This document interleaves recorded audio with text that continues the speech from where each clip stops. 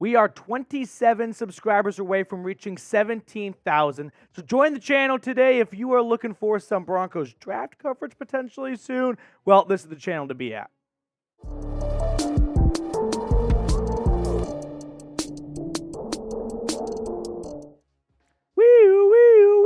We've got a major rumor to talk about on today's show, as a well-known NFL insider said that Russell Wilson may be done in Denver after this season. So we're going to break down this rumor, this report, this speculation, if you will, and then kind of talk about logistically whether or not that is feasible, and I'll give you my takes and analysis along the way.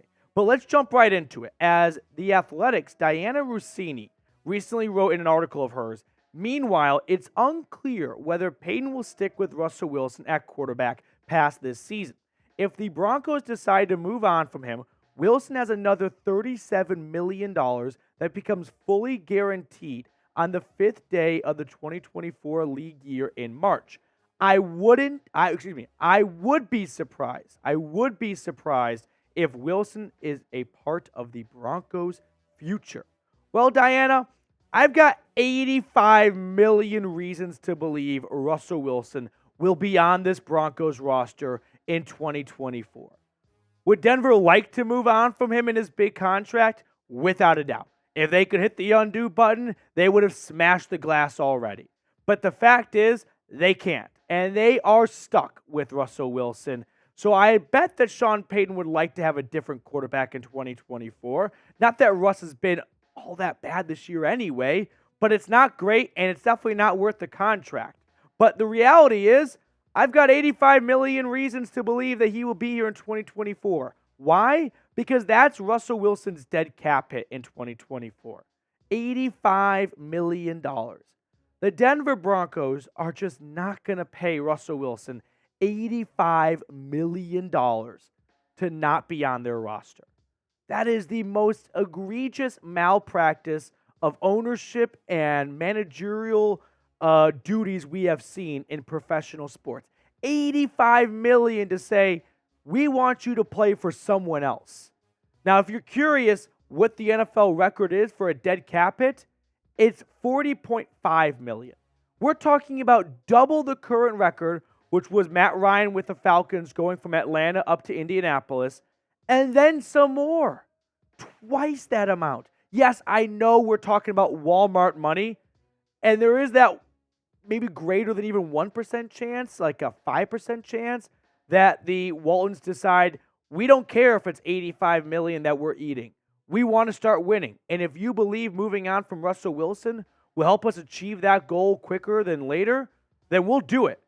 But I just cannot fathom the idea of Denver truly stomaching $85 million. Maybe the next year, when it's $45 million, that's only a $5 million increase from the NFL record dead cap hit, which still, think about that. Like, hey, boss, we're going to flush $45 million down the drain. That's my bad. That's probably not a conversation George Payton will ever have, because he will get fired before he gets a chance to have that conversation. The only way I actually see Russell Wilson not on this team as a starter or a backup in 2024 is if he agrees, like Frank Clark did, but at a much smaller scale, to tear up his contract so he can be traded or released so he can go start somewhere else, right? Let's say the rest of the season ends with Denver winning like 3 to 4 games, which seems pretty reasonable right now. And Denver makes it clear to Russ, we're going to draft a quarterback, whether it's Drake May or Michael Penix, Bo Nix, I don't know. And that's going to be our starter. So if you want to be the backup, you can stick around and be the most expensive backup in the world, but you're going to be here. Or you could potentially go and compete for a starting job somewhere else. I don't know who that could be.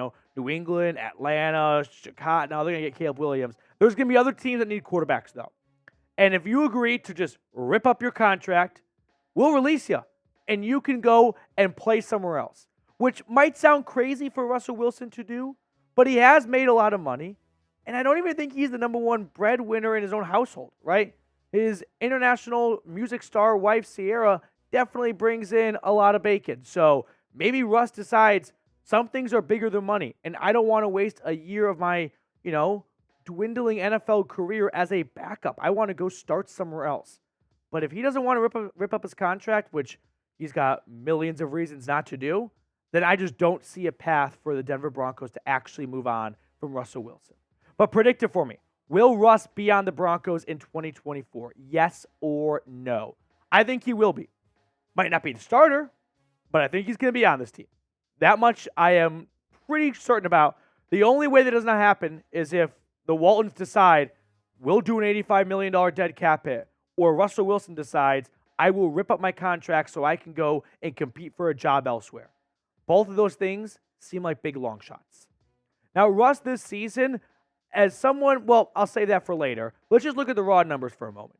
Weeks 1 through 4, 9 touchdowns, 2 interceptions, throwing for 253 yards a game, good completion percentage of 67.4, much better than it was last season. But the last 2 weeks, when he played really good defenses in the New York Jets and the Kansas City Chiefs, 2 top 5 defenses, 145 yards per game, 3 touchdowns, 2 interceptions, and 2 fumbles. Russell Wilson's career in Denver, it's not going to go down as a very good career. In fact, he might honestly play himself out of the Hall of Fame. I don't think he was going to go to the Hall of Fame had he retired before coming to Denver, but 5-16 record, 28 touchdowns, 15 interceptions, 4,800 yards in 21 games, not good, and a completion percentage of 62.0. Coming from one of Russ's biggest critics, which if you're a longtime viewer, you probably know that. If you are a short-time viewer or you left because I was being too harsh on Russ, now you're coming back because you're like, well, maybe he had a point all along. He has not been this team's biggest problem this year. That might surprise a lot of people. He definitely could be a lot better. But if you watched every single Broncos snap this year and you came away with the biggest problem on the Denver Broncos right now is number 3, you're not watching the right stuff. If I had to pick up the 5 biggest problems, the 5 biggest weaknesses for Denver right now, I'd say number 1 is Damari Mathis, CB2. Like Pat Surtain can only guard 1, maybe even 2 guys, but he can't guard everyone. And Damari Mathis is an absolute faucet that is not going to close. I'm going to say right tackle with Mike McGlinchey is number 2. It's looking like a complete and utter bust of a free agent signing. Jury's still out, only 6 games in, but not a good start for the former first-round pick. Number 3, I'm going to call it the entire defensive line. Like Zach Allen's been good, but Jonathan Harris and Mike Purcell, no. Those are not starting defensive tackles anymore. Wide receiver, like this is what I'm talking about. You want to nitpick Russ? Fair. He makes bad decisions at times. He makes bad throws. He doesn't look like the Mr. Unlimited we saw in Seattle, but he gets zero help from his receivers a lot of time. Very little separation going on downfield. No one working back to the quarterback. Russ has plenty of things to clean up himself, but his wide receivers are not making life easy for him. And then number 5, I put Russell Wilson at that spot. But Damari Mathis, like I said, if you want to go after Russ, okay, fine. But if you could put any other quarterback on this roster, that's not changing Damari Mathis, giving up 361 yards, a completion percentage of 75%. 3 out of 4 times you throw his way, the receiver catches it. He's given up 4 touchdowns. Think about that. 28 points. 28 points. This could be a very different season with 28 points coming back and only 1 pass breakup. He's been a little bit better as of late. I will give him credit for that. I don't know if you watched my videos or a little bit more film and practice was done, but he has improved. I will acknowledge that, but he's still the biggest problem in my opinion. And then the second biggest problem is your right tackle, Mike McGlinchey. The most expensive guy on the offensive line has been the absolute worst player on the offensive line. PFF has him ranked 50th out of 71 qualifying tackles. Cam Fleming would be a better tackle for, $86 million less. Overall grade 58.3, 6 penalties so far, and 5 sacks. We have a lot of football left. It's only mid-October, but McGlinchey needs to turn it around. Now, if Denver does want to go a different direction in 2024 at quarterback, because it's very realistic they could end with a top 5 draft pick. I think they're probably going to end with a top 5 draft pick. It's more realistic they could end with a top 3 draft pick. So if that's the case, who could the Broncos swing for at quarterback potentially in other spots? We'll look at that in just a second, but really quickly, today's show sponsor is BetUS. Our sportsbook partner has an awesome deal for Broncos country. Go to chatsports.com/bet. Enter promo code Broncos125. And then you can bet on Denver in Week 7 if you're brave enough, the Packers are 1-point favorites at Mile High.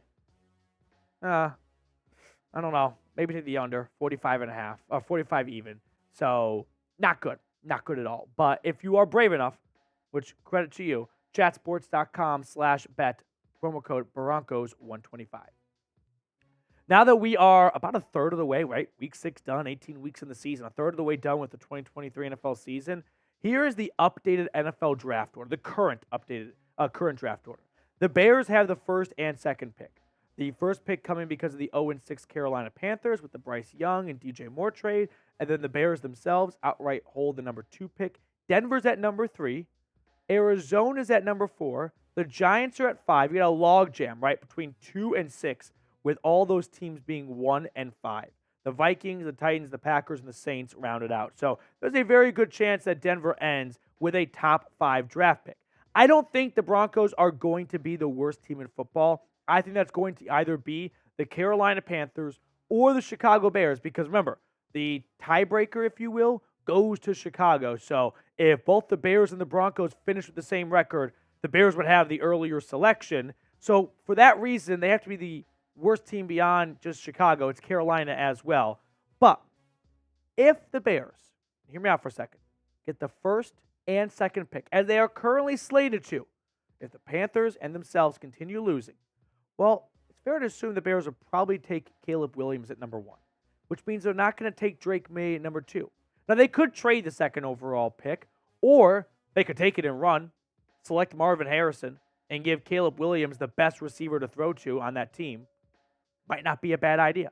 So in that scenario, the only way Denver could end up with Drake May is at number 3, which, if the Bears get 1 and 2, Drake May, barring any trades, will not go 1 or 2. It's going to be Caleb Williams and then someone else at 2.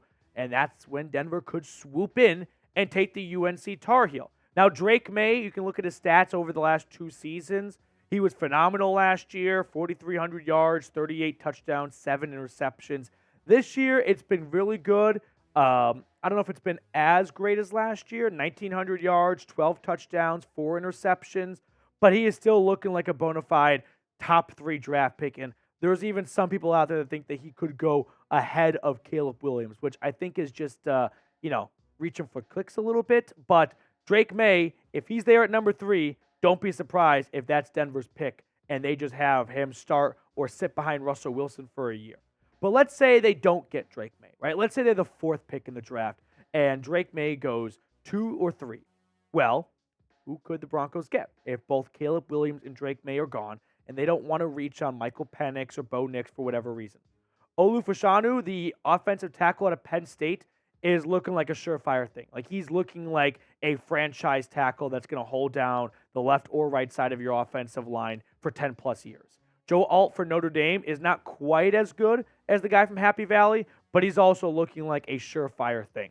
Dallas Turner and Jared Verse are 2 premier edge rushers in this upcoming draft, so keep an eye on them next time you're watching college football. The Broncos could absolutely use another edge rusher, and those 2 players could be the selections in top 5 or the top 5 for Denver. And then I'll toss out Kool-Aid McKinstry from Bama.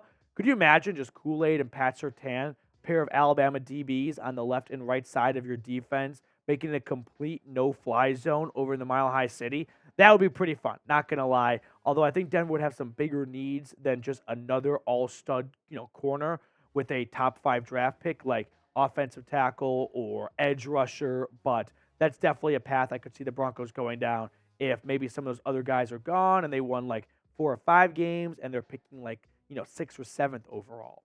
But what position do you think Denver should draft first in 2024? Is it quarterback? Or, hey, should they go a different direction? Let me know down in the comment section. I'm very curious what you have to say. We are 6 months away in 2 weeks from the 2024 NFL draft, so a very premature conversation to have, but I would just go best player available. I am a sucker for best player available, right?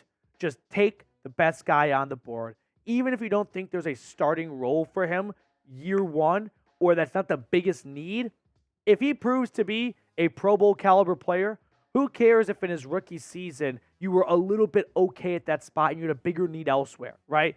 You'll look back and go, thank God we didn't just take an edge rusher for the sake of taking an edge rusher when we passed on a future Hall of Fame tackle in Olu. You know what I mean? Take the best player available. And if you've got 3 guys at 3 different positions that you need that you all think are equal, man, I'd love to see the trenches get improved, whether it's offensive line or defensive line. But start working in there and work your way out. All right, that's going to do it for us on today's show. Thank you so much for tuning in. If you enjoyed the show, feel free to subscribe, follow me on Twitter, all that good stuff, and we will see you all later.